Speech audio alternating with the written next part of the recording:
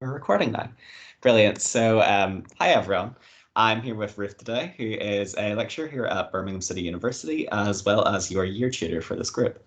I've invited them here today to help get you to know them a little bit more, since you'll be seeing them quite a bit throughout the year. And I personally always think it's a very good idea to know your lecturers anyways, so I think this is a good idea. So let's just start off with an icebreaker then, I think, if that's okay. Let's set the scene. You're stranded on a desert island with no ability to communicate with the outside world. On you, you have three items that you'll have to use to survive for the rest of your life, or until whenever help comes, whatever comes first.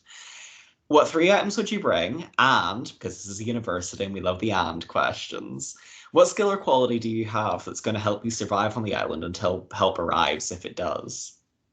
Oh my word, goodness, that's a difficult kind of scenario. Although I have often thought about being on desert island discs. I mean, who hasn't? Um, I can start with the skill or quality first, while I kind of rack my brains for the items that I would find indispensable. So I think I'm quite tenacious, so I tend not to give up. That would be my quality. Skills, I'm reasonably practical, not terribly practical person. Um, I'd probably be okay building a shelter for myself. So I'd probably be able to do that. Oh, Okay, so the items, I'm trying to think, what would I really need or want? Can it be practical? Anything oh, I it would can be have anything you with want me? at all. Usually, whenever I answer this sort of question, I say things like, an infinite supply of food because I think that's the most practical thing in the world. But and also because I can never think of the items as well. I was thinking my mind went straight to chocolate. Could I have some chocolate Gonna because I say would that. want some luxury, and I would be able to bring yes, I'd definitely bring other things with me. So I meditate or have meditated quite a lot in the past. So Yeah. I would definitely bring some meditation skills with me as well, and I'd be using my mantra, which I kind of use quite a lot. Um, and items, yes, so we've got chocolate, maybe a scuba diving mask. I don't know why. I think I might need that. Oh yeah, just to see the aquatic life every now and then. I'm thinking about enjoying myself. Oh, I'm of assuming course. there'll Um, be coconuts and things. Also, something like a big machete. That would oh, be the thing I think I'd probably want the most. Although I'd be quite scared about hmm, chopping my own hand off and very much the then same. fainting at the sight of blood. So No, that sounds very like eclectic list of items. that's a really really good list of items, to be honest. Much more practical than I'd ever do. I think I'd just do like food and then maybe like a game or something like that to keep me entertained. Then I wouldn't even be able to think of a third item. But that's great. Well, we've kind of talked about like the fiction now. Let's move a bit more onto reality. You're a lecturer here at BCU, obviously. What courses do you teach here? And obviously, assuming that you enjoy teaching them, what appeals to you about teaching those courses? Okay, so I'm actually a new lecturer at BCU. Hmm. So I joined in April, and so I haven't actually had a chance to teach yet at BCU. I've taught elsewhere, and but I have done some marking, so I've got to know people a bit through their work. I teach on the BSc Psychology and Counselling, and I'm a counsellor and psychotherapist by training, so I teach on the counselling modules. And this year I will be teaching on the level 5 module, Counselling Theories and Concepts. And also I'll be helping out on teaching on the self and relationship module for level 4. So I'll be doing some of the mindfulness teaching. So I've trained as a mindfulness teacher. And I'll also be helping out some of the teaching on the new masters in child counselling, um, some of the introductory, be doing some dissertation supervision, and then in semester 2 I'm the module lead for the non-verbal communication module this year, so that's a level 4 in semester 2. Yeah, that sounds really, really interesting. I'm assuming that, I mean, it's a very, very broad range of topics to get into. I mean, I think about becoming a lecturer myself. I think I could only really teach two before I really started to broaden out. But I assume a lot of them just sort of they really interest you as topics to teach, I would guess. Yes, particularly the theories. So I do like thinking theoretically, and I like engaging with theories. So my core approach is person-centered, humanistic. So I do engage. I like working in that, thinking around theory and discussing theory critically. Non-verbal communication is quite a new topic to teach. I think it's when I first became a lecturer, a full-time lecturer, about 4 years ago now. One of the things my clinical supervisor said, oh, you're going to have to make all that implicit knowledge that you develop through practice and through continuing professional development, then lecturing is a different step. So you have to make that knowledge explicit. But I'm continually, reading and learning is something you just do all the time, particularly if you're in a kind of clinical kind of role. You've got that commitment to professional development. So it's just inbuilt, really. I'm particularly interested in ethics. So and that, where I taught before, that was the main subject I taught. So at some point I'll be doing some ethics teaching, not in the next year though. I think that would be too much.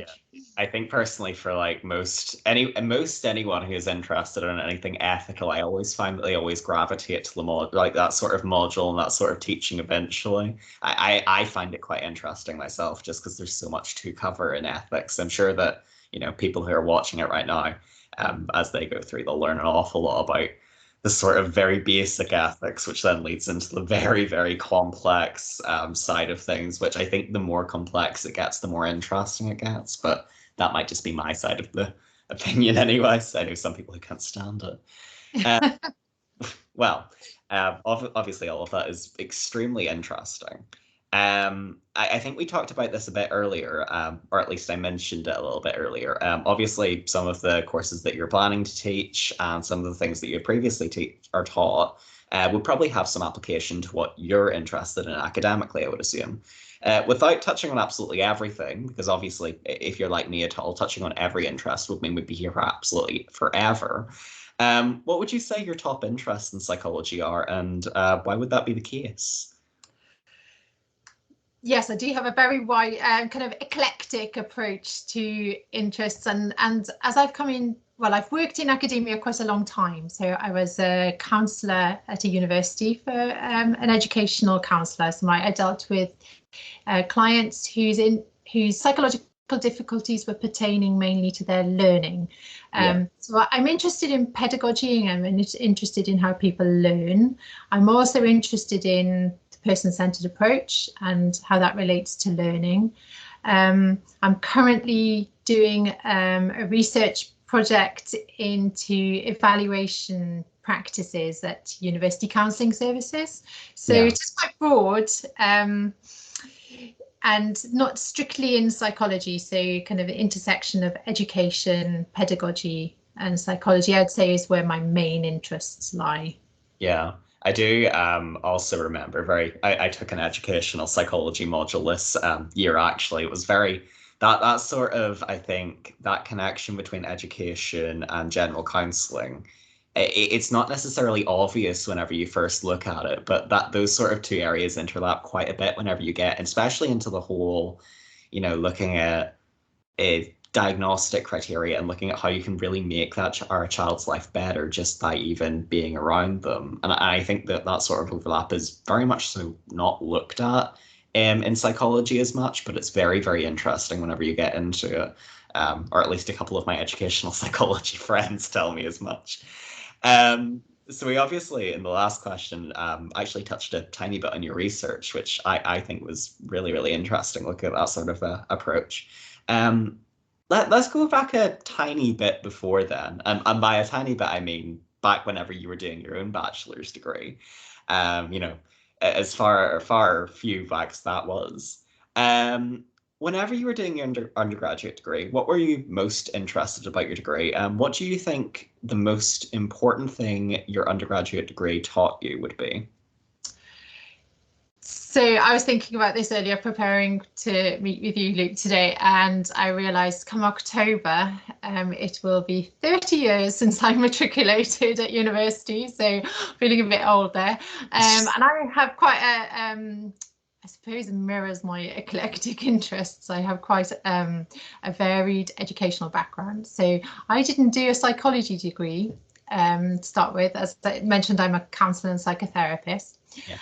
I started studying languages and I moved to social and political sciences. So I think technically I'd be called a social scientist. Oh, I And then think I did a master's so. in counselling, which was in an education department. So Yeah.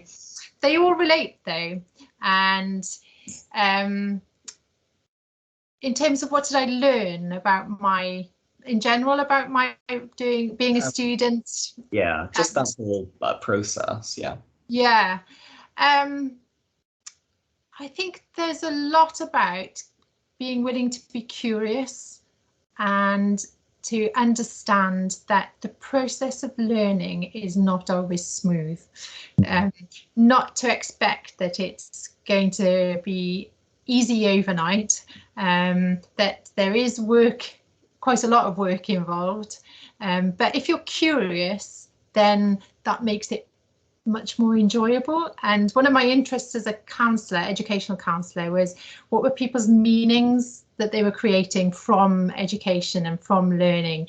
And if you can have an intrinsic motivation, if you can find something that is to do with your own interest, your own motivation for learning, then it will always be more satisfying, more rewarding than something that is an extrinsic kind of expectation based.